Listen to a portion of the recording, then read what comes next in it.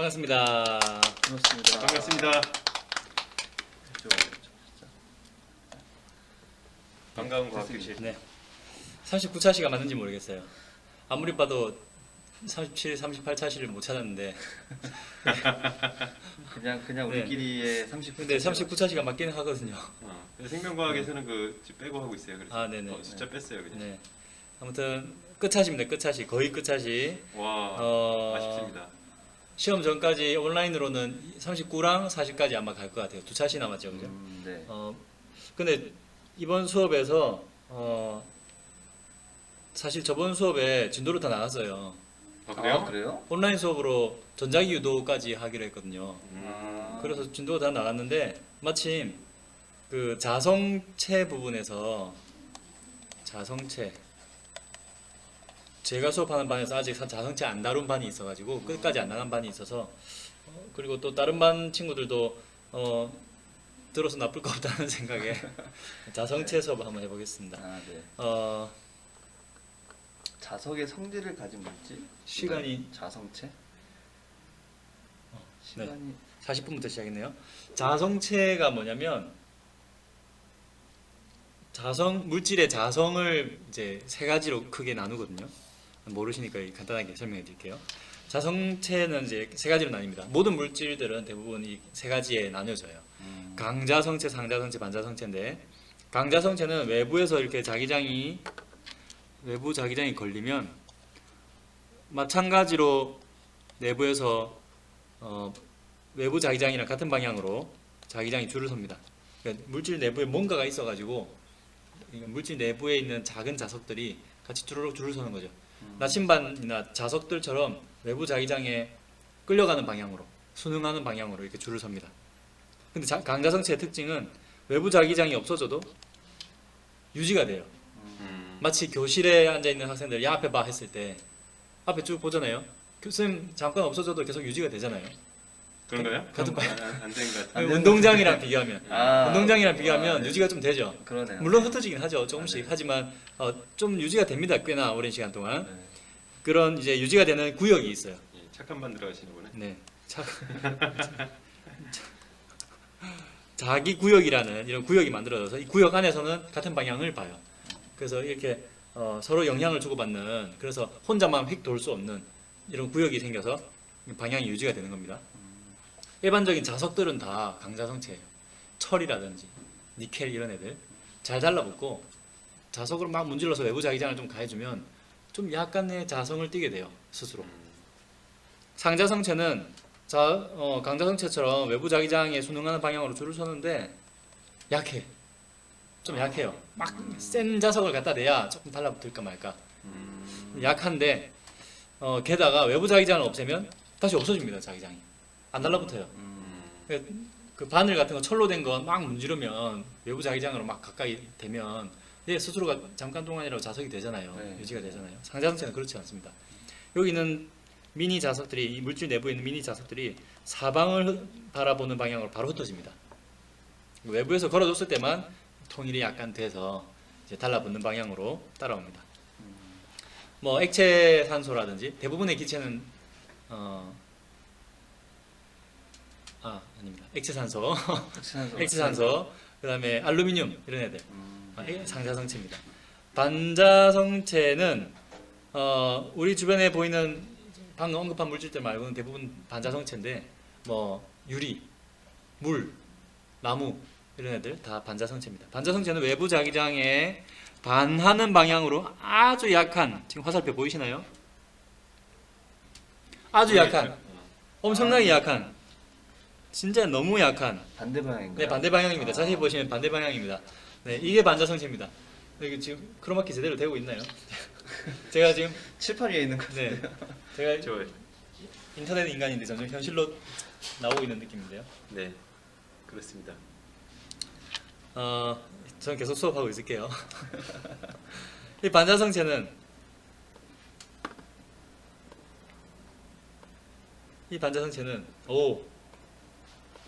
네, 에러가 해결됐습니다.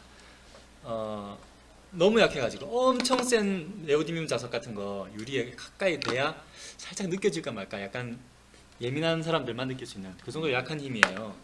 그리고 마찬가지로 상자성체처럼 외부 자기장이 없어지면 흩어집니다. 흩어지는 게 아니라 아예 없어져요. 상자성체는 사방으로 흩어지는 거고 방향이, 반자성체는 아예 그냥 없어집니다. 자성이. 왜 이런 성질이 만들어지는가에 대해서 원래 오늘 얘기하려고 하는 거예요. 자성이 도대체 어디서 나오느냐, 근원이 뭐냐, 어디서 이렇게 뿜어져 나오느냐를 파보면 이 원자까지 가게 됩니다. 원자 단위의 자석이 있는 거예요. 모든 건 원자로. 그렇죠. 게다가 원자는 아주 작지만 전류가 흐르고 있다고 볼 수 있거든요. 그죠? 전자가 공전하잖아요. 그죠? 그렇죠. 뭐 나름대로의 궤도에 따라서 공전하죠. 물론 뭐 뱅글뱅글 도는 모형은 버려졌지만 여전히 뱅글뱅글 도는 것처럼 자기장이 뿜어져 나옵니다. 그러니까 확률 파동에 의해서 뭐 구름처럼 존재하지만 진짜 뱅글뱅글 도는 것처럼 여러 가지 현상들이 나오잖아요. 그 중에 하나가 이 자기장이 진짜 뱅글뱅글 도는 것처럼 전류가 형성되는 것처럼 자기장이 나옵니다.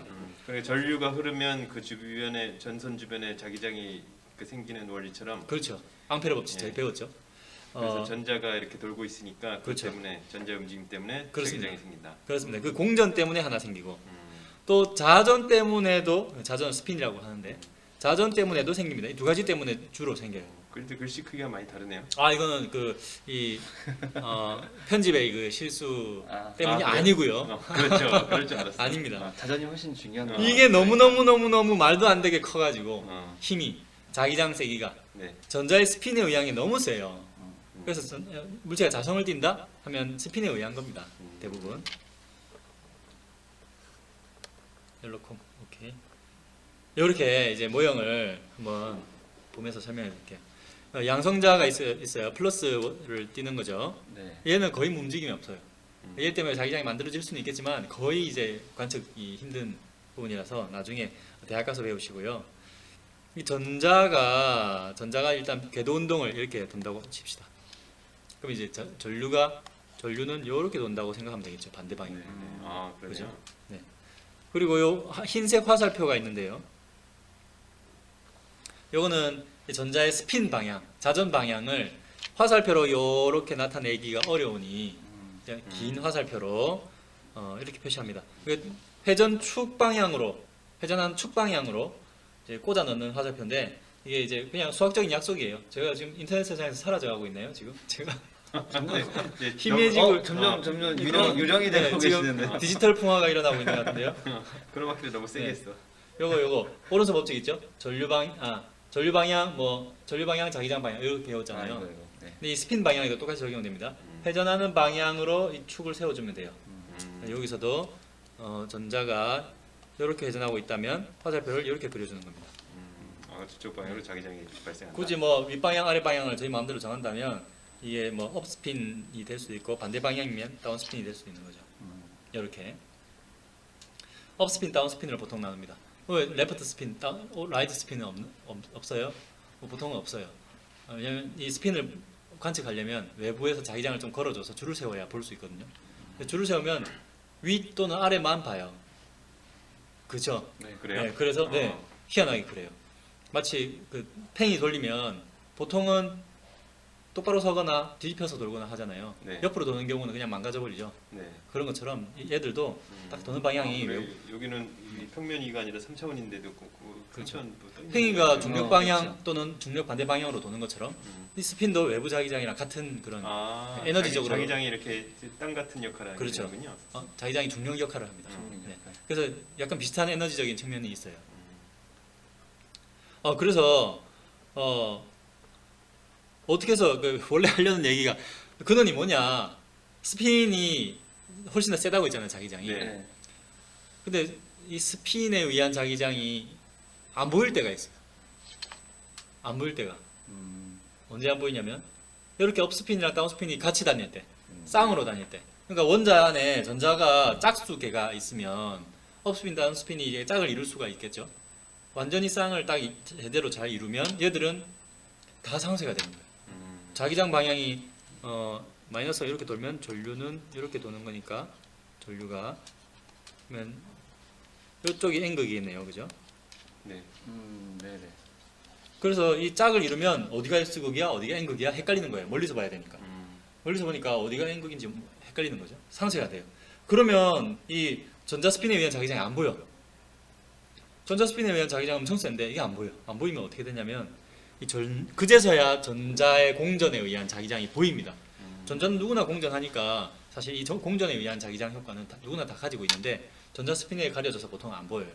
근데 상쇄되게 되면 이제 보이기 시작합니다. 근데 이 외부의 자기장에 이제 반응하는 양식이 좀 달라요. 스핀이랑. 스핀은 진짜 자유자재로 이게 나침반처럼 외부 자기장 방향으로 향하려고 하는 애들이거든요. 근데 이 공전에 의한 자기장은 이 로렌츠 힘을 감안을 해야 됩니다. 로렌츠 힘 안 배우셨죠? 요 네, FBI. FBI 요 왼손으로 하는 겁니다. 네. 예. 왼손으로 아, 왼손. 세 가지 이 3D 왼손. 축을 만들어서 X, Y, Z 축을 만들어서 요거는 자기장 방향. 그다음에 이거는 힘 방향, 힘 세니까. 그다음에 요거는 요거는 안 보이시나요? 요거는 전류 방향. 네, 이렇게 FBI. 네, 이렇게 FBI. FBI입니다. 꼼짝마 FBI다 이렇게 요 손으로도 쓸 수도 있어요. 아무튼 요거 가지고 요 전자에 어떤 로렌츠 힘이 작용하는지 한번 봅시다. 아래 방향으로 자기장이 만들어져 있어요. 그리고 전자가 지금 여기 전자가 여기 있다고 치면 전자가 오른쪽으로 가고 있으니까 전류는 왼쪽으로 가고 있겠죠? 왼쪽으로 간다. 그럼 힘이 바깥 방향으로 가는 거죠. 그러네요. 바깥 방향으로 가요. 아깝다. 전자를 야 원자핵에서 가까운 방향 말고 더 멀리 떨어져라는 힘이 작용하는 거예요. 그럼 얘는 에너지가 증가하는 방향이죠. 반대로 만약에 전자가 이렇게 돌고 있다면 힘은 반대로 안쪽으로 작용합니다. 더 에너지를 낮추는 쪽으로. 어느 쪽이 더 자연스러운 방향일까요? 에너지가 낮아지는 쪽으로 움직이는 거 또는 에너지가 높아지는 쪽으로 움직이는 거. 낮아지는 쪽이겠죠? 그렇죠.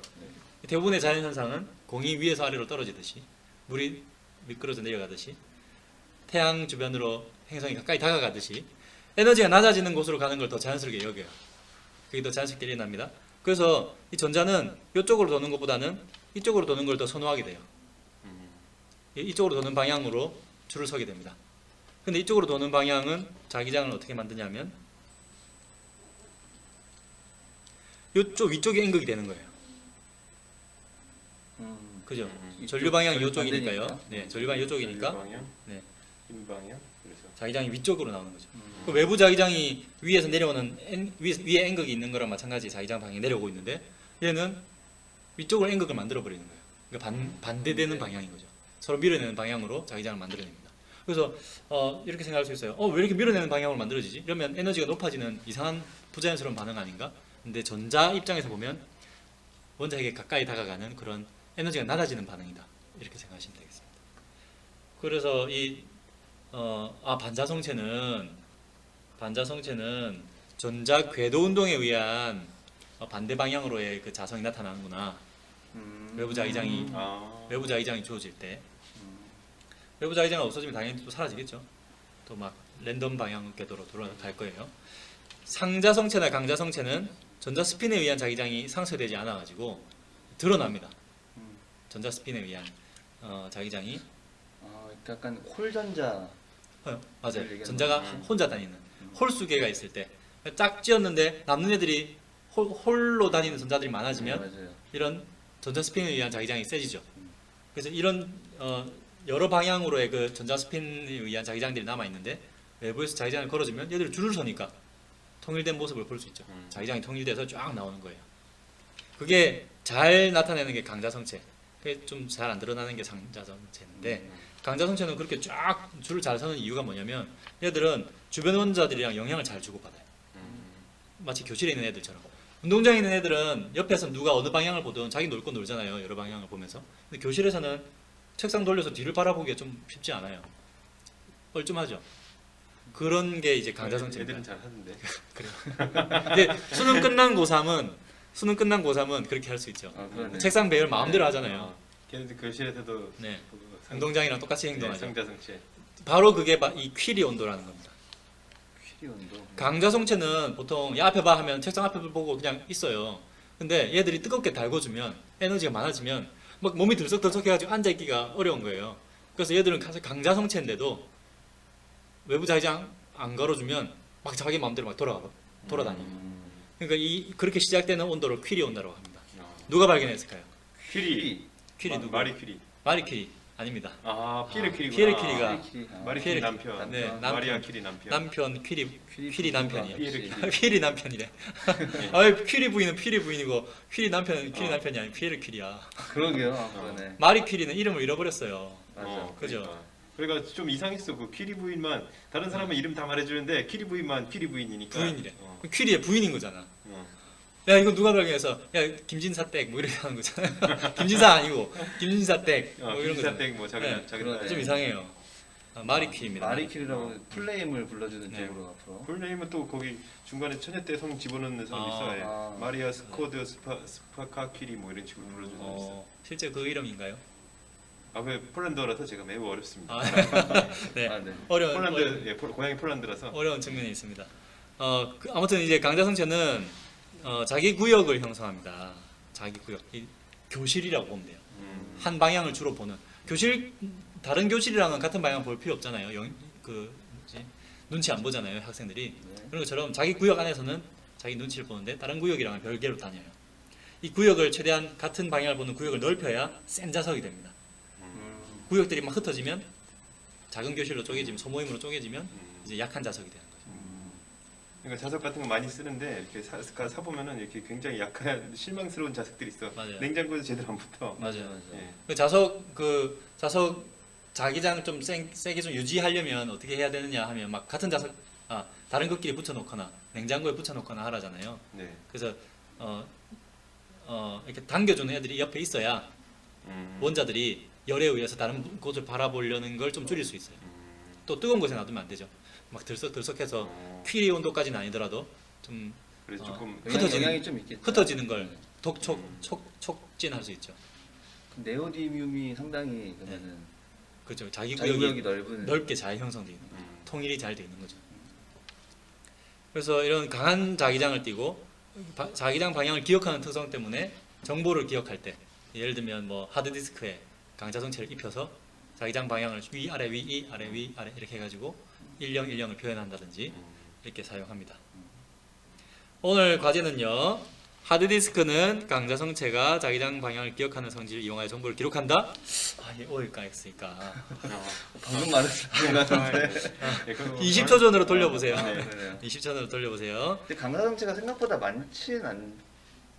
철, 철, 니켈, 코발트 저 확실하지 않기 때문에 몇개 없더라고요. 네. 금속이 이렇게 많은데 그러니까 맞아요. 생각보다 별로 없더라고요. 그러니까 이게 홀수를 딱 이뤄야 되고 주변 원자들의 영향을 잘 주고받는 홀수 전자들이 많아야 되니까 좀 더 가짓수가 어렵죠. 네, 저도 교무실에 붙여놓으려고 이렇게 교무실 그 책상에 위에 쇠로 된 부분이 있어갖고 여기다가 금속으로 된 부분이 있어갖고 여기다가 붙여야겠다고 자석을 가져왔는데 안 붙는 거야.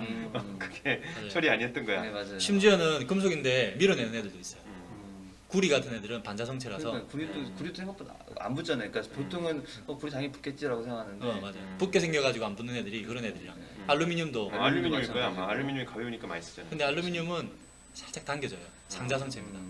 그래도 조금은. 오늘 수업 여기까지 하겠습니다. 네. 19분이 왔었다.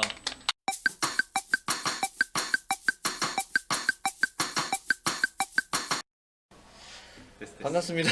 반갑습니다. 네. 자 이제 중간고사 마지막 전에 2시간 온라인 수업을 시작하도록 하겠습니다. 네.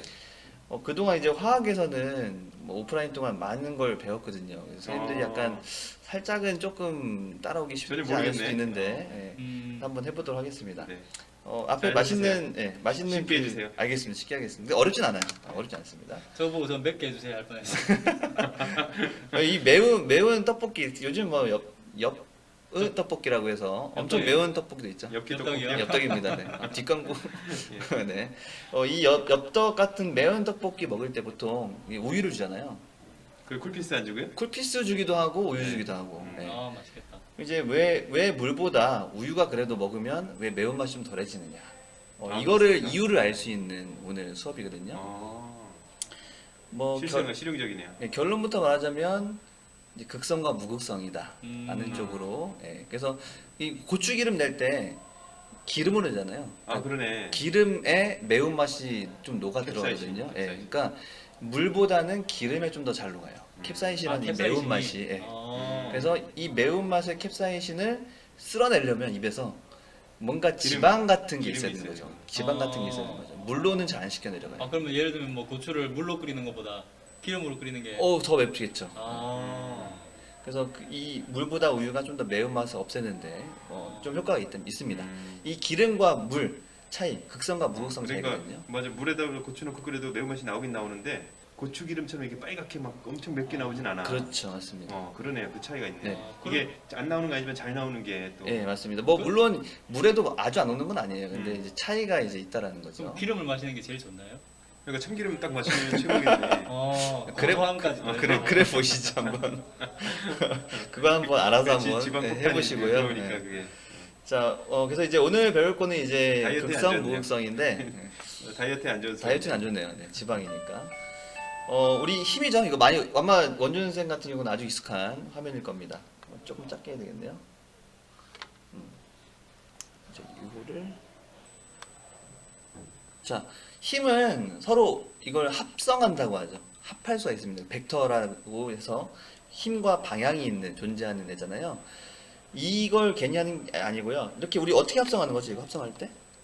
여기 요딴 식으로 이렇게 합성하는 거였죠? 네. 이렇게 맞아, 맞아. 사변형 만들어 가지고 이런 경우에는 어떻게 되죠? 두 개 하고 이렇게 해보니까 얘랑 뭐 상쇄되더라 뭐 이런 식이었죠. 아. 그래서 여기가 120도라고 하면은 완전히 상쇄되더라 뭐 이런 것들을 삼체 문제인 줄 알았어. 이런 것들을 아마 중학교 때 우리 친구들 다 배우고 왔지 않았을까. 이거를 괜히 하는 게 아니라 이걸 이제 우리 활용할 거다라는 겁니다. 이게 뭐냐면 넘어갈게요 빨리빨리. 우리가 저번에 선생님들은 안 배웠는데 학생들은 배웠어요. 결합의 극성이 있습니다. 이게 무슨 말이냐면 시작되었습니다. 자 HCl이 있습니다. HCl이 공유결합 이렇게 하죠. 공유자산 하나로. 네. 근데 이 공유자산이 가만히 있는 게 아니라 서로 잡아당겨요. 양쪽에서. 누가? 원자 핵이. 그 원자 핵이 이 전자들한테 많이 땡기는 애가 있고 예, 영향을 주는 게 있잖아요. 다르다라는 거죠. 그걸 우리는 전기 음성도. 음성도라고 합니다. 잘 아시네요. 네. 그래서 이 전기 음성도의 충- 차이에 충격 음성 의해서 말고 전기 음성. 네 그렇습니다. 그래서 차이가 있어가지고 이 CL이 3.0이고 얘가 H가 2.1이거든요. 그래서 CL 쪽으로 좀 쏠려요. 이렇게 전자가 쏠립니다. 이 쏠리게 되면 어떤 일이 일어나면 난 분명히 공유를 했는데 나한테 전자가 더 많이 왔네? 그러니까 나 원래 7개밖에 없었는데 거의 8개를 나 혼자 다 갖고 있는 거잖아 하면서 나 좀 마이너스 많은데 하면서 부분적인 마이너스를 떼요. 이렇게. 그 얘는 나 공유하고 나는데 이상하게 난 없네? 부분적인 플러스네? 라는 게 되는 거죠. 이렇게 부분적인 전화를 우리는 델타 마이너스 델타 플러스라는 식으로 쓰고요. 이렇게 하나의 분자에서 하나의 결합에서 이렇게 부분적인 전화가 나뉘면 여기서 이 힘이 생겨버립니다. 플러스 마이너스니까. 그래서 플러스 쪽에서 마이너스 쪽으로 생긴다 그래가지고 플러스 쪽에서의 플러스를 화살표 끝에다가 이렇게 플러스 모양을 하고요. 마이너스 방향 쪽으로 화살표를 그려가지고 이 하나의 힘을 표현합니다. 이 힘을 뭐라고 하냐면 바로 쌍극자 모멘트라고 하는 거예요. 그래서 이렇게 쏠려 있는 결합은 이 쌍극자 모멘트가 존재하게 됩니다. 근데 안 쏠리고 완벽히 똑같으려는 있죠. 똑같은 애들. 그러니까 무슨 말이냐면 당기는 힘이 똑같은 애들이 붙어 있다면 쏠리는 게 없겠죠. 그런 애들이 있어요. 이산화탄소. 그 애들은 그냥 아니 그 애들은 그냥 같은 원자끼리 결합한 애들이죠. 뭐 CL2, H2. 이런 애들은 아예 결합이 안 쏠려요. 그럼 우리는 무극성 공유결합이라고 합니다. 단일 원자로 이루어진 애들일수록 무극성일 확률이 높겠네요. 무극성이 높죠. 그렇습니다. 그래서 이제 뭐 나중에 뒤에도 배우겠지만 이렇게 우리가 전에 배웠던 거고요. 한번 확인하는 것이고요. 이걸 통해서 분자의 극성과 분자의 또 무극성은 또 다른 얘기다라는 거. 결합이 극성이려면 쏠려야 된다. 이런 것들. 결합이 극성이 아니려면 무극성 공유결합이려면 안 쏠리면 된다. 이걸 저번에 배웠던 거고요. 이 같은 경우는 우리 HCl 산이잖아요. 전자가 Cl 쪽으로 쏠려 있다라는 걸 어떤 거 보시면 물에 들어가면 H 플러스 잘 떨어지죠. 이미 쏠려 있기 때문에 전자가 별로 없으니까 잘 떨어지는 거예요. 왜냐면 주변에서 당기는 다른 애들이 쉽게 당겨올 수가 있겠죠. 그래서 H 플러스가 떨어지는 그런 산이라는 것까지도 볼 수가 있습니다. 자, 그러면 이제 얘네들 실제로 우리가 쌍극자 모멘트를 그리면서 분자 안에서 이 쌍극자 모멘트의 힘이 상쇄되느냐 안 되느냐를 보겠습니다. H2 얘는 어떻게 되죠? 상태. 상세 애초에 그냥 존재하지가 않죠. 상쇄될 것도 없어요 그냥. 그래서 무극성 고무결합으로 이루어진 분자는 H2 딱 하나 있죠. 얘는 분자의 극성, 무극성 따질 필요 없이 그냥 무극성 분자예요. 얘는. 쌍극적 모멘트가 없으니까. 근데 HCl 같은 경우는 아까 얘기했지만 이쪽 부분적 플러스 부분적 마이너스라서 쏠려 있기 때문에 쌍극적 모멘트가 존재하죠. 네. 그럼 얘는 실제로 분자 자체도 극성인 거죠. 이런 애들을 극성 분자라고 합니다. 네, 걱정스럽겠네요. 네, 그렇습니다. 실제로 뭐 여러 가지 성질이 있죠. H2 이제 이런 애들이 문제예요. 이런 애들은 결합이 쏠려 있으면 무조건 극성 분자잖아요. 상쇄될 일이 없어요. 왜냐면 결합이 딱 하나밖에 없으니까. 근데 결합이 여러 개가 존재하면 얘들끼리 상쇄될 수가 있다라는 거죠. 아까 전에 힘을 합성하듯이. 그러면 여기 H2O부터 한번 보자면 산소가 3.5로 되게 큰 놈이고요. 이 수소는 2.1이에요. 그러면은 당연히 이쪽으로 많이 쏠리겠죠. 이 쏠려 있는 방향을 알려면 분자의 모양을 알아야 되겠죠. 그래서 분자의 모양도 우리 친구들 다 배웠어요. 선생님들은 조금 안 배웠지만 건너떴지만 이 분자의 모양을 안다고 생각하시고 해보면 이거 상쇄될까 안 될까요? 물 정도는 알아요. 그거 알고 계시죠. 네. 이거 상쇄가 될 수 없게 생겼죠. 네. 얘네들은 같은 방향을 바라보고 있으니까 결국은 얘네들 합성돼도 이쪽 방향으로 뭔가 될 거다라는 얘기 그걸 알 수 있죠. 그러면 분자 안에서도 상쇄가 안 됐네. 분자 자체가 어딘가 뭔가 플러스 마이너스가 바라보는 쪽이 있네라는 거죠. 이런 분자를 우리는 극성 분자라고 하는 거죠. 근데 얘 같은 경우는 한번 봅시다. 이 분명히 F는 4.0이라 되게 큰 놈이고 베릴륨은 1.0인가 그래요. 1.5? 1.5 정도. 1.5인가 그래요. 그렇습니다. 그 이제 이주기는 좀 외울 수 있어요. 0.5씩 작아지기 때문에 몇 개는 좀 외울 수 있습니다. 대단하네요. 이렇게 되면은 이쪽으로 쏠릴 거잖아요. 이렇게 쏠릴 거잖아요. 그러면 얘 같은 경우는 반대 방향으로 쏠리는데 그게 B이라는 베릴륨과 F 사이의 차이만큼만 나는데 그게 양쪽이 똑같아. 그럼 얘는 어떻게 될까요? 양쪽이 same shame. 그렇죠. same shame. 상쇄도 나면 얘 힘이 사라져 버려요. 분자 분명히 결합만 보면 쌍극적 모멘트가 있는 것 같은데 분자 자체를 보면 그게 없어졌어. 이런 분자는 이제 뭐라고 하냐면 이런 분자는 또 무극성 분자입니다. 무극성 분자다. 아까 합력이 이걸 하기 위해서 이렇게 그렇습니다. 따라는 밑밥이었군요. 네. 그래서 우리가 극성 분자냐 무극성 분자를 따지는 것은 결합이 쏠려 있냐 안 쏠려 있냐가 중요한 게 아니라 쏠려 있든 안 있든 간에 그 분자 전체에서 쌍극적 모멘트가 남아 있느냐 안 남아 있느냐 이걸 봐야 됩니다. 그게 극성 분자와 무극성 분자를 나눈다라는 거 알아두시면 되겠습니다. 뭐 이런 식으로 된다라는 거 보시면 되겠고요. 좀 할 얘기가 좀 많아가지고 빨리빨리 넘어가도록 하겠습니다. 뭐 이것도 뭐 한 번씩 멈춰서 한번 보시고 읽어보시고 넘어가도록 하겠습니다. 그래서 뭐 무극성 분자 아까 얘기 많이 했죠. 베릴륨, 플로리나 베릴륨 아까는 무극성이었고 대표적인 무극성 분자 아까 얘기했던 이산화탄소. 이산화탄소 양쪽에 똑같이 있어요. 양쪽에 똑같이 이렇게 이중결합으로 있지만 결국은 이들끼리 상쇄될 거다라는 거죠. 그렇죠. 그 상쇄되는 것 중에서 하나가 잘 보기 어려운 게 CH4가 있어요. 얘 극성일까요, 무극성일까요? 그 정사면체라고 봤는데 정사면체 맞습니다. 무극성. 정사면체면 근데 생긴 게 이렇게 생긴 거잖아요. 네. 이렇게 생긴 건데 네. 이게 상쇄되는 것처럼 잘 보입니까 이게? 네. 네. 그런가요? 아주 균형 잡힌 아주 좋은 우주를 그 옛날에 그 아주 그 균형 잡힌 걸로 할 때 막 정사면체 막 이런 걸로 정사면체 정육면체 막 이런 게 그런가요? 우주를요? 그거 뭐 케플러가 어쩌고 할 때 과학사 수업할 때 나오지 않나요? 지금 과학 수업 안 해가지고요. 점성학 아닙니까? 네네. 그 아니었잖아요. 그 타원이었잖아요. 자, 이거를 어떻게 할 수 있냐면 이제 아래쪽 방향이 이렇게 되거든요. 그 쌍극적 모멘트를 보면은 이걸로 보지 말고 딴 걸로 봅시다. 이거 어려우니까 F로 볼게요. 보는 방향이 좀 어려우니까 분자를 좀 바꾸겠습니다. 정자 붙어 있으면 다 뭔가 좀 균형이 잡힌 것 같아 보이긴 하죠. 대칭일 것 같아요. 자, F로 CF4로 보겠습니다. CF4. 맞아요. 이거 C랑 H는 서로 그 전기음수도 크게 차이가 안 나니까. 뭐 그렇기도 하고요. 방향이 좀 보기 어려운 방향이라서 얘 같은 경우는 이제 바깥 방향으로 이렇게 화살표가 나타나거든요. 네. 자, 이런 식으로. 자, 이랬을 때 이들 둘이 합성시키면 얘랑 합성시키면 이쪽 방향으로 이렇게 돼요. 하나가. 그리고 아래쪽 방향, 이쪽 방향 나타낸 애들 또 하면요. 이 방향으로 이렇게 되는데요. 이 두 개가 완전히 정반대입니다. 이렇게. 똑같아요. 그래서 상쇄가 됩니다. 그래서 CH4, CF4 전부 다 무극성 분자예요. 2개씩 하면 되네요. 네, 2개씩 해서 합성하면은 다 없어집니다. 뭐 이것만 보기 어렵지 나머지 다 쉬워요. 그래서 여러분들은 분자 모양대로 그려놓은 다음에 이런 식으로 쌍근자 모멘트를 비교해보고 상쇄되네? 얘 무극성 분자야. 상쇄 안 됐네? 극성 분자야. 라고 판단하시면 되겠습니다. 정사면체도 그 평면을 그릴 때는 십자가처럼 그리면은 쉬울 것 같아요. 이렇게 그치. 이렇게 그리면 이렇게, 그렇긴 한데요. 실제로 모양은 이게 아니니까. 네. 실제로 모양이 이게 아니니까. 네.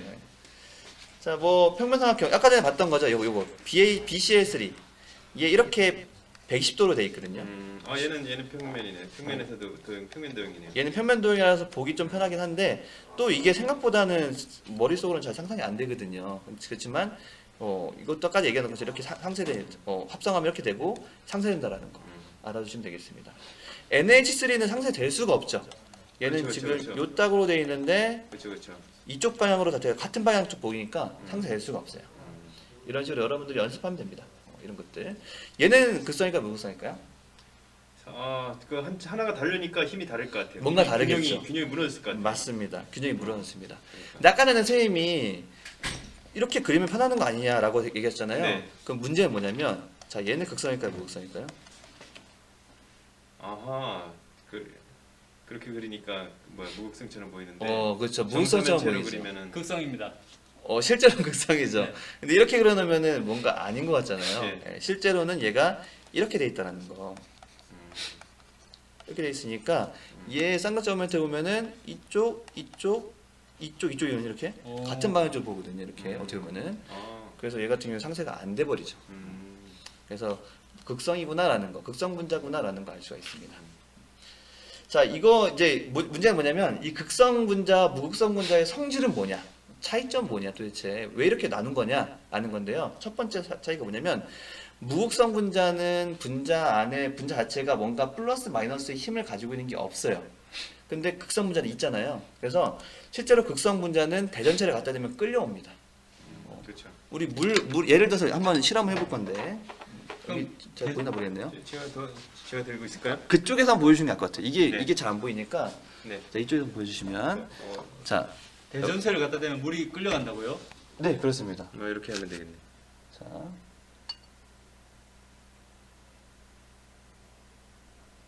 그리고 지금 제가 이걸 내리면 안 되는데 제가 하나 더 갖고 왔어야 되는데 덜 갖고 왔네요. 제가 갖고 있을게요. 여기 두 손으로 하세요. 막으면 이게 안 내려가요. 막으면 안 내려가요. 네, 막으면 안 내려갑니다. 살짝 내려가죠. 살짝 내려가는데 됐습니다. 이 정도만 해보겠습니다. 이제 막을 것 같아요. 네. 이제 우영 선생님한테 혼날 것 같아요. 혼날 것 같습니다. 위에 막아주세요 이렇게 네. 위에를. 위에를 막으면 네. 되는구나. 막으면은 얘가 안 내려가죠. 떨어지죠. 안 내려가죠. 자 이제 간단하게 빨리 볼 건데요. 오. 이게 지금 에보나이트 막대고 이거 털가죽이거든요. 문대면은 대전된다는 거 아마 우리 친구들 배웠을 거예요 중학교 때. 자 물은 극성 분자라는 거 확실히 알고 있죠? 그럼 대전된 물체를 갖다 대면 물이 휘겠죠. 네. 진짜 휘느냐? 근데 한번 보겠습니다. 이게 보일까요? 한번 뒤에다가 한번 뭐를 갖다 대 보시면 떨어뜨려 주세요. 물이 오. 휘었어. 보이죠? 오, 보인다, 보인다. 물이 휘었어. 보이죠? 와. 엄청 많이 휘네요. 이렇게 많이 많이 휘죠? 휘나? 난 살짝 휘는 줄 알았는데 저도. 그냥 완전 생각보다 물 많이 밖으로 휘니다. 나가버렸어. 여기. 네. 와 여기 튀어나왔습니다. 여기 튀어나가버렸어요. 네, 튀어나갔죠. 아, 이거는 여러분들 신기하다. 집에서도 할 수 있어요. 집에서 빗 같은 걸로 그러니까 털 수도꼭지 틀어놓고. 네, 수도꼭지 얇게 어. 틀어놓은 다음에 하면요. 두껍게 틀으면 워낙 또 중력이 세니까 잘 안 되고요. 얇게 틀어놓은 다음에 하면은 아마 우리 어린 친구들 되게 신기하지 않을까. 뭐 집에 있는 아이들도 아마 어른들도 신기할 이거 거예요. 이거 집에 가져가야겠어. 아, 우리가 이거- 7살이 돼갖고 이런 거 아 신기한 거 그렇군요. 좋아해요. 집에서 한번 하는 과학 실험으로 Y 좋습니다. 시리즈 좋아해요. 초등학생들 하는 거. 근데 무극성 분자는 안 끌려와요. 어. 기름을 해보시면 안 끌려옵니다. 어. 물론 아주 강하게 대전된 거 하면 뭐 조금은 끌려올 수 있긴 한데 거의 뭐 눈에 보이지 않습니다. 아 무극성도 이제 거의 무극성이랑 완전 무극성이랑 이렇게 그것도 있어요? 좀 차이가 있고요. 네. 아 그럼 뭐 그 기준이 있어요? 그러니까 이제 그 안에 상쇄되는 게 많이 있느냐 없느냐 의 차이인데요. 대부분의 기름은 상쇄가 돼 있는 상태고요. 그러니까 우리가 얘기하는 뭐 휘발유, 그러니까 탄화수소는 전부 다 무극성이에요. 그래서 대신에 이제 지방으로 돼 있는 건 약간 상쇄가 안 되는 부분과 상쇄가 돼 있는 부분과 이렇게 좀 나눠져 있죠.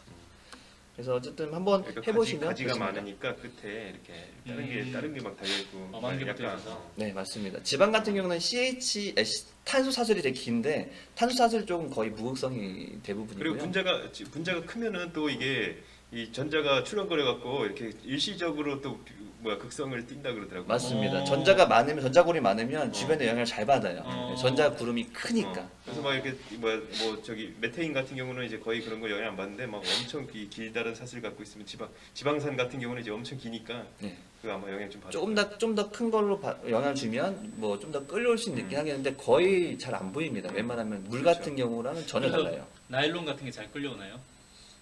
나일론 같은 경우는 워낙 고분자긴 한데 나일론은 극성을 띠는 부분이 있을 것 같아요. 예, 있긴 있을 겁니다. 왜냐면 비공유전화상 갖고 있기 때문에 아마 상쇄되는 것보다는 있는 쪽이 있을 거예요. 나이트는 액체가 아니니까 끌려오는 거죠. 예, 그리고 액체가 아니라서 고체라서 좀 얘기가 조금 애매하긴 한데. 예. 자, 어쨌든 빨리 가겠습니다. 다음 빨리 넘어가서 뭐 너무 넘어갔네. 괜찮아요. 우리 다음에 하기로 했잖아요. 그러네요. 예. 월요일에 하기로 했잖아요. 자, 두 번째로는 전기조 성질 중에 두 번째는 어떠한 그 전기를 갖다 대면 전기장 안에서 배열이 돼, 횟가닥 배열이 됩니다. 마치 자석처럼 횟가닥 배열이 돼요. 그 만약에 플러스 마이너스가 있다? 그러면 플러스 쪽으로 바라보는 쪽은 마이너스? 부분적인 마이너스 쪽이 바라보게 되고 예를 들면 우리 뭐 물 분자 같은 게 이렇게 돼 있잖아요. 부분적인 마이너스, 부분적인 플러스인데 네. 횟가닥 될 때 마이너스 쪽은 플러스 쪽으로, 플러스 쪽 마이너스 쪽으로 가기도 하고요. 말이 안 나오네. 또 한 가지는 이제 물에 만약에 이온이 녹았다. 이온들이 녹았다. Na 플러스라는 입자가 들어왔다. 그럼 와 하면서 물 분자가 막 달라붙거든요. 그랬을 때 플러스라는 양이온은 분명히 이 둘 중에서 이 산소 쪽이 달라붙으면서 이렇게 둘러싸겠죠. 네. 이런 전기적 성질이 있다는 거 알아두시면 되겠습니다. 마지막입니다. 오늘 아까 전에 처음 봤던 거죠. 극성 물질은 극성 왜? 물질이 잘 섞이고. 왜 매운 거 우유 마셔야 되냐? 네, 그렇죠. 매울 때. 맞습니다. 무극성 분자끼리는 무극성 분자끼리 잘 섞여요. 그래서 용해성이 있는 거죠. 극성 용매에는 극성 분자가, 무극성 용매에는 무극성 분자가 잘 녹는다. 물에 기름이 안 녹고 기름에 물이 안 섞이는 거. 이런 게 다 여기 들어 있는 거고요.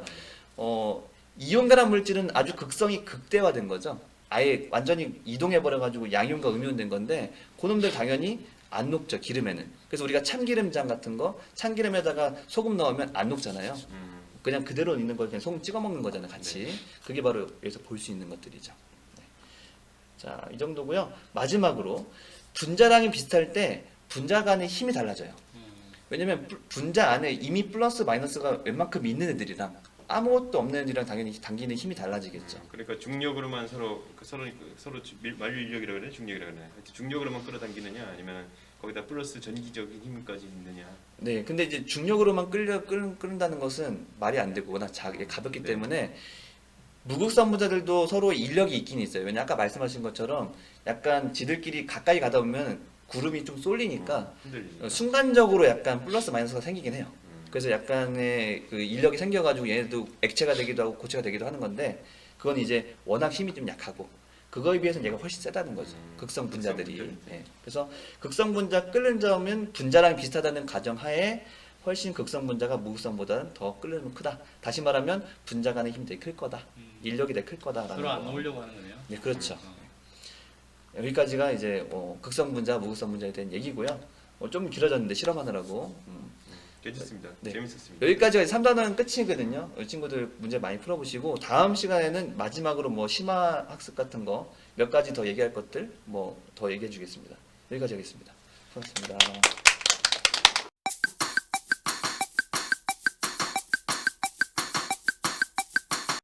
자, 반갑습니다.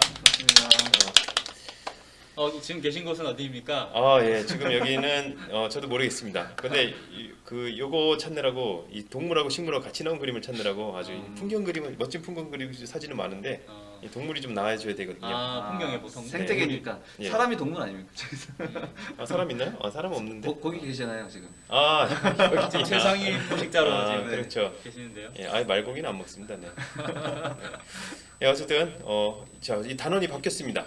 이제 5단원 마지막 단원으로 들어갔습니다. 바로 생태계와 상호작용 단어인데요. 생명과학원 마지막. 이게 시험 보면 안 들어간다고요? 네, 그렇습니다. 친구들이 그만부터 하면은 잘. 그런 말 하지 마세요 이제. 예. 근데 지금까지의 단원과 달라요. 지금까지는 보통 사람에 대해서 배웠는데 네. 이제 범위가 훨씬 넓어졌습니다. 예, 사람뿐만 아니라 사람도 나오긴 나오는데 사람보다도 이렇게 여러 생물들 그리고 또 주변 환경까지 예, 굉장히 범위가 넓어진. 그러니까 여러분들 지금 물리화학은 범위가 넓다고 항상 우주 전체를 대상으로 한다고 조금 이렇게 제가 조금 약간 쫄리는 느낌이었는데 예, 우리도 좀 범위를 넓혔습니다. 물론 우리는 지구 아니긴 한데 저 그동안 인간을 다뤄서 재밌었는데 좀 재미가 좀 떨어지겠네요. 그런가요? 오히려. 근데 되게 중요한 것 같아요. 요즘에 들어서 더. 예, 그렇죠. 환경하고 네, 또 그 연관이 되고요. 환경 문제가 또 심하니까. 네. 그렇습니다. 자, 생태계에 대해서 한번 같이 배워보도록 하겠습니다. 자, 먼저 새로운 용어부터 한번 배워볼게요. 우리가 생태계에 맞게 새로운 용어를 배우겠죠. 유전할 때도 또 새로운 용어 배웠잖아요. 생태계에 대해 새로운 용어를 배우도록 하겠습니다. 자, 혹시 개체라는 말 아세요? 개체 알죠? 개체라는 말 알죠? 오브젝트, 그렇죠. 오브젝트. 개체. 유닛. 유닛이 나왔잖아요. 네. 하여튼 한 마리 하나 네. 사람 한 개체 그렇죠 개 한 마리 딱 네. 그개 네. 그렇죠 개. 그런 거를 이제 개체라고 하는데 이 개체들이 모여서 개체군을 이룹니다. 자 개체군은 일단은 가장 중요한 게 여기 보시면 알겠지만 여기 같은 종이라는 게 같은 종으로 이루어진 생물들을 우리가 개체군이라고 합니다. 뭐 일정한 지역도 있고 한데 일단 같은 종으로 이루어져 있어야 돼요. 그러니까 우리 수리산에 보면은 뭐 다람쥐가 있다. 그럼 다람쥐 개체군이고 우린 지금 사람 3명 있잖아요. 인간 남성 3명 있잖아요. 그러니까 예, 인간 남성 개체군. 그렇군요. 네. 그렇게 되겠죠. 어떤 같은 종으로 이루어진 집단을 개체군이라고 하고요. 자, 이 개체군이 모여서 군집을 이룹니다. 군집. 아, 여러 군집은 종류의 개체. 그렇죠. 여러 종류의 개체군. 그러니까 여러 종이에요. 얘는 여러 종이에요. 여러 종. 아, 사람만 많이 모였다고 군집은 아니겠네요. 네, 그렇죠. 사람만 많이 모였으면 군집 아니고 사람도 있고 뭐 다람쥐도 있고 여기 풀도 있고 나무도 있고 나무 개체군도 식물도 개체군이거든요. 뭐 군들의 집합이네요. 네, 그렇죠. 개체군들의 집합, 그렇죠. 군집입니다. 자, 그리고 이제 드디어 생태계라는 말이 나오는데요. 생태계는 이 군집에다가 군집은 생물이죠. 다. 네. 자, 생물에다가 생물이 아닌 것들까지 합쳐서 우리가 생태계라고 합니다. 아, 생물이 아닌 것까지 다 합쳐서. 그러니까 뭐 물. 예, 돌이라든가 물이라든가 뭐 공기라든가 이런 것까지 다 합쳐서 우리가 생태계라고 합니다. 그러니까 이렇게 되는 거죠. 예를 들면 개체가 있고요. 개체들이 모여서 개체군을 이루고 여러 개체군이 모여서 군집을 이루고 군집은 그러니까 개체군은 한 종, 군집은 여러 종. 그렇죠. 거기다가 환경까지 뭐 물이나 바위 이런 무생물까지 비생물까지 합치면은 생태계가 되는 거죠. 자, 그래서 우리 생태계를 크게 비생물적 요인과 생물적 요인 두 가지로 나뉘어요. 이렇게 두 가지로 다 보이네요. 네, 다 보입니다. 두 가지로 나뉘고 있습니다. 그래서 그런데 우리가 비생물적 요인은요. 이게 우리가 생명과학 시간이잖아요. 그래서 생물을 중심으로 봅니다. 그래서 생물에 영향을 미치는 것들을 이제 주로 봐요. 이거는 생명과학 생태학이니까. 그래서 또 이게 물질인지 뭔지 애매한 것들이 애매한 것들이 많이 나와요. 그러니까 생명한테 영향을 준다면 애매한 것들이 나와요. 빛, 그렇죠? 빛, 이거 뭐 물질도 아니고 뭐 에너지인가요? 그렇죠? 입자인가요? 에너지인가요? 파동인가요? 하여튼 빛, 어쨌든 생물한테 뭔지는 모르지만 생물한테 영향을 주니까. 온도 이게 뭡니까? 온도 이런 물질이 있습니까? 그렇죠?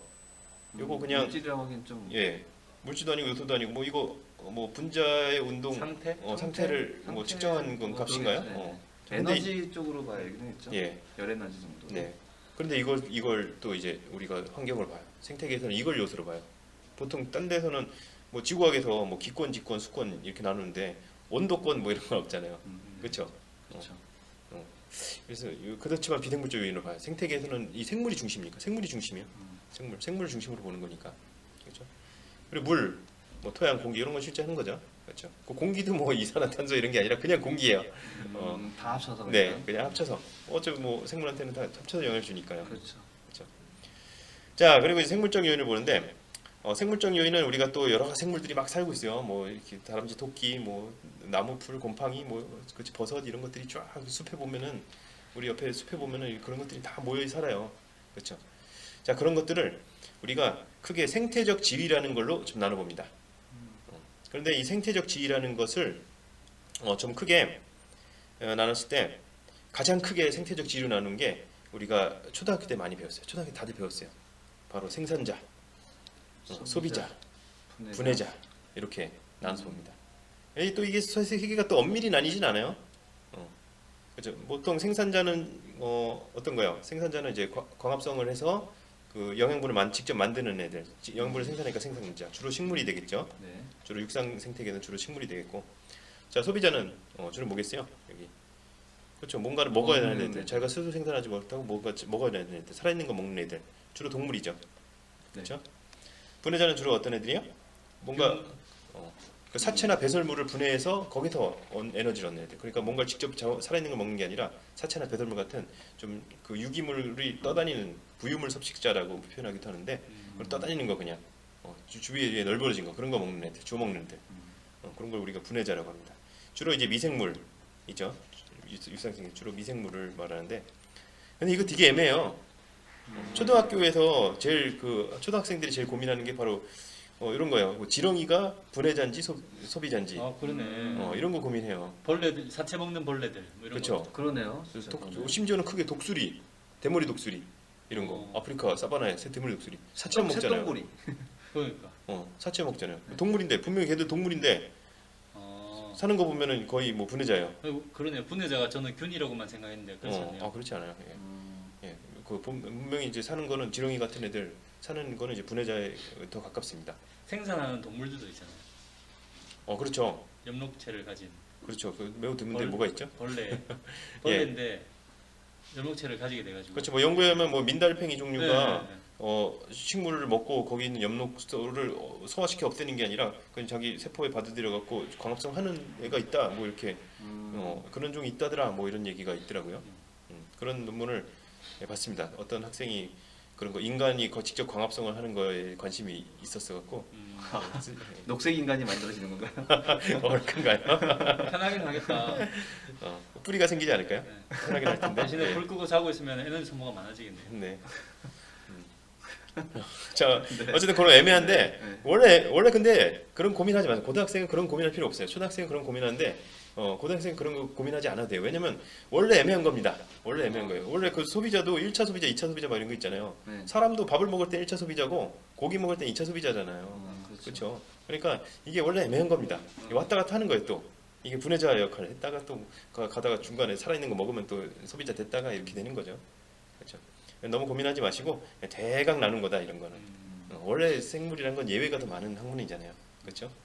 여기 두 분은 좀 이렇게 어려워하시겠지만은 예, 물리화학 하다가 이렇게 이런 거 하시면은 좀 어렵습니다. 너무 대충이니까. 그렇죠? 자, 그래서 근데 이제 우리가 여기서 배울 점에서 굉장히 중요한 게 뭐냐면 생태계에서 결국에는 상호작용이에요. 서로 어떻게 관계를 맺느냐 이거예요. 그래서 이 단어에서 배우는 가장 중요한 내용은 요거 여기 화살표예요. 화살표. 요거 비생물적 요인이 생물에 어떻게 영향을 주느냐. 또 반대로 생물이 어떻게 환경에 영향을 주느냐. 근데 물론 요거보다는 요게 훨씬 큽니다. 왜냐면 대부분의 생물이 환경에 적응해 살아가거든요. 환경을 적극적으로 바꾸는 거는 막 사람처럼 막 환경을 얘는 뭐 화성을 뭐 이렇게 뭐죠? 테라포밍이라고 하나요? 테라포밍네. 그런 것까지 고민을 하는데 어차피 환경을 적극적으로 바꾸는 건 사람 말고는 일반 생물들은 거의 없어요. 그냥 환경에 적응해 살아가요. 그래서 이게 훨씬 큽니다. 그래서 어쨌든 요거 위주로 배우고 요거는 가끔 이제 곁다리로 배우고 그렇지만 이제 어쨌든 상호 작용을 배우는 거예요. 그리고 생물들 간에도 서로 영향을 엄청 주고받죠. 그렇죠? 이런 거 서로 영향을 주고받는 생물들끼리. 또 이 안에 생산자끼리도 서로 영향을 주고받고 소비자끼리도 영향을 주고받고 소비자끼리도 먹고 먹히고 그러잖아요. 네. 자, 이런 거에 대해서 우리가 배웁니다. 근데 이런 생태계 배울 때 이렇게 다들 영향을 주고받고 뭐 한다는 말이 많다 보니까 네. 뭐 이렇게 이걸 꼭 배워야 되는 생각도 들더라고요. 뭐 그냥 대강 생각해도 다 풀 수 있을 것 같은 느낌이 들고. 네, 맞아요. 예, 시험 문제 그렇게 어렵지 않아요. 예, 대강해도 되는데 그런가요? 예, 몇 가지만 배우면 돼요. 근데 아. 예, 몇 가지 포인트만 쫙 잡아서 배우면 됩니다. 예. 그래서 이 영상을 보시면은 아주 뭐 생태계 문제는 지금 바로 수능을 보셔도 생태계 부분 해서 한 5점 정도는 맞을 수 있지 않을까. 예, 그렇습니다. 자, 그래서 우리가 여기까지만 끝내면 좀 아쉽지만 시간이 얼마나 됐죠? 지금 한 9분 좀 넘었는데요. 예, 그러니까 여기까지만 하면 아까우니까 네네. 우리가 네, 저 부분이 아까 전에 앞에 있는 건 잘라낸 거니까. 괜찮아요. 그거 얼마 안 되잖아요. 그 1분밖에 안 되잖아요. 아, 네네, 알겠습니다.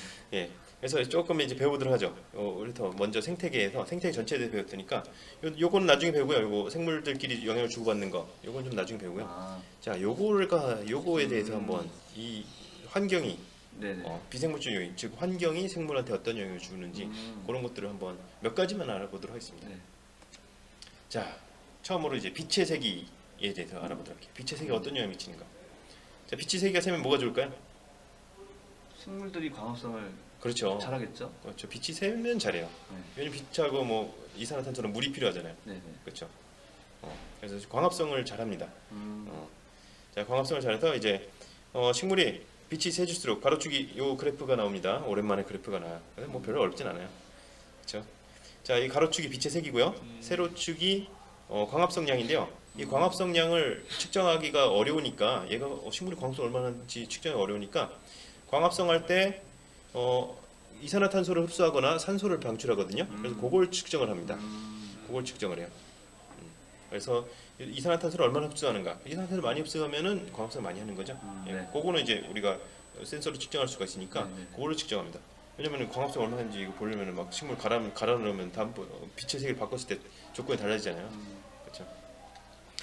자, 그래서 빛의 세기를 점점 세게 하니까 근데 이산화탄소 흡수량을 측정하면 얘가 마이너스가 나와요. 처음에 사실 빛이 하나도 없을 때는.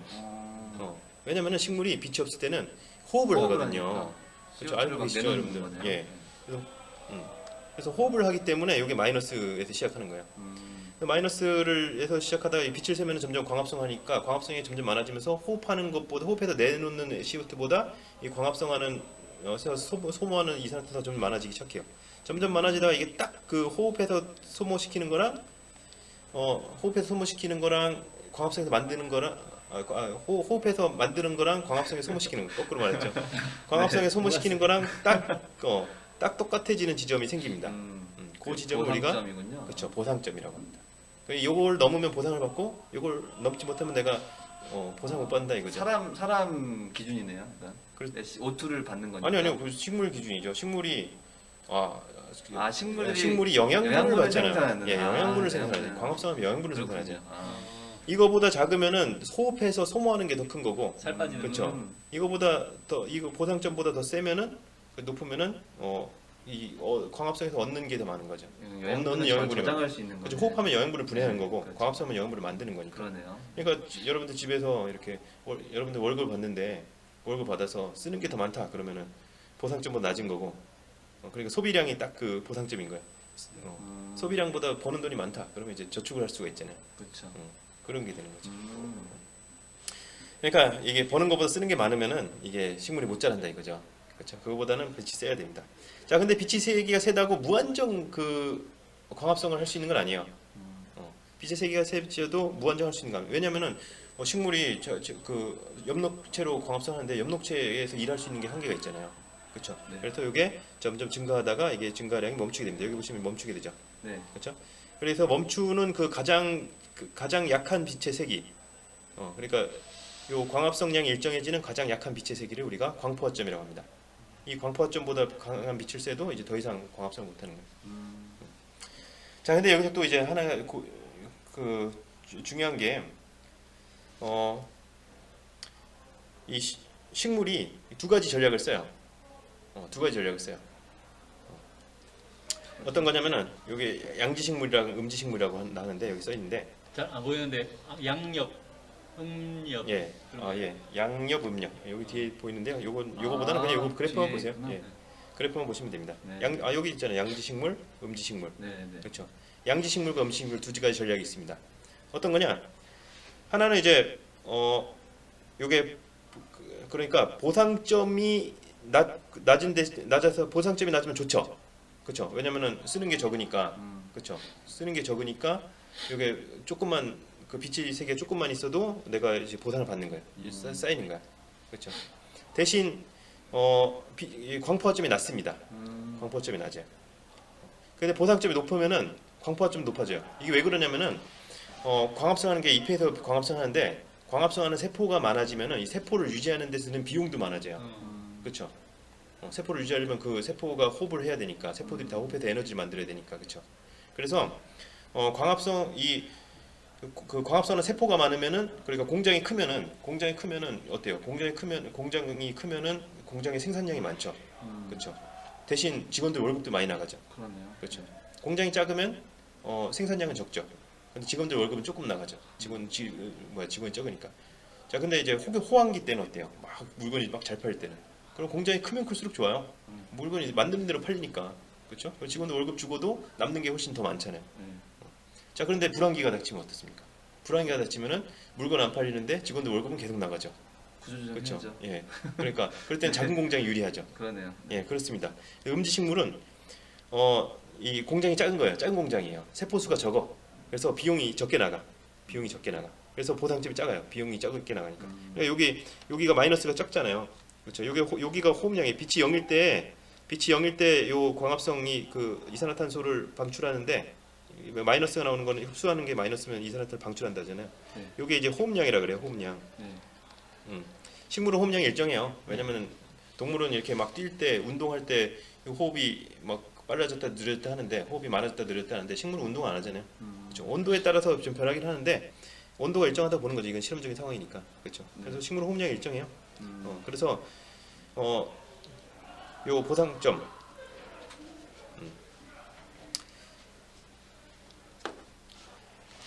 식물은 호흡량이 일정하기 때문에 네. 이렇게 그냥 이렇게 나오는 거예요. 이 변하지 않으니까. 그래서 호흡량이 적으면 그러니까 세포수가 적으면 유지할 세포수가 적으면 이 보상점이 낮고 유지할 세포수가 많으면 호흡량이 높으면 이제 보상점이 커지는 거죠. 유지할 세포가 광합성하는 세포가 많으니까 광포화점이 크고 얘는 세포가 적으니까 광포화점이 작은 거예요. 네. 그래서 음지식물은 빛이 적을 때 유리하죠. 빛이 적어도 요 정도 빛이 온다고 해보세요. 요 정도 빛이라고 하면은 얘는 보상점 밑이죠. 양지식물은 보상점 밑이죠. 네. 그렇죠? 그래서 소모하는 게 더 많아요. 못 자라요. 근데 음지식물은 보상점보다 많죠. 그렇죠. 그래서 얘는 자랄 수가 있어요. 그래서 그런 이제 전략 차이가 있습니다. 그리고 요게 이제 양지식물의 양엽이라고 하고요. 요거를 음지식물의 음엽이라고 하는데 음엽이 이제 얇죠. 또 얇네요. 그렇죠. 공장이 공장이 작은 거예요. 직원이 적은 거야. 직원이 적은 공장. 요 직원이 많은 공장, 큰 공장이에요. 그렇죠. 이런 차이가 되겠습니다. 대표적인 식물 하나씩만 알아두시면 좋아요. 양지식물은 대표가 소나무입니다. 음지식물의 대표는 참나무입니다. 의외네요. 네, 전 반대인 줄 알았어요. 네, 이게 그러게요. 예, 소나무가 양지식물입니다. 참나무가 음지식물이고. 그러니까 조금이라도 더 받으려고 넓어지고 소나무는 뭐 그런 건가요? 예, 그렇죠. 그 잎이 소나무는 잎이 이제 얇은 대신 두껍잖아요. 그렇죠? 그리고 뭐 참나무는 잎이 넓잖아요. 참나무 잎이 보통 이렇게 참나무가 종류가 많은데 이렇게 참나무 잎이 이렇게 생겼어요. 이렇게 생겼어요. 참나무 잎이 대신 얇아요. 그래서 요 두께로 주로 이제 본다고 생각하시면 되겠습니다. 자, 빛의 세기가 또 이렇게 길어졌는데 어쨌든 오늘 여기까지 하도록 하겠습니다. 빛의 세기와 생물까지. 다음 시간분은 이제 또 빛에 대해서 여러 가지 또 하도록 하겠습니다. 자, 감사합니다. 고맙습니다. 예, 식물하고 동물이 다 나온 사진을 찾으려니까 한참 찾았어요. 이거 찾느라고 오래 걸렸네. 해외 로케이션 같습니다. 예, 여기 말도 보이고, 여기 풀도 보이고, 그렇죠. 구름이랑 뭐 이런 것도 보입니다. 자, 아 맞다. 다시 처음부터 다시. 막히듯이 들려가지고. 네, 야외에 계실 때는 안 쓰셔도 됩니다. 처음부터 다시 할게요. 네. 편집장. 편집.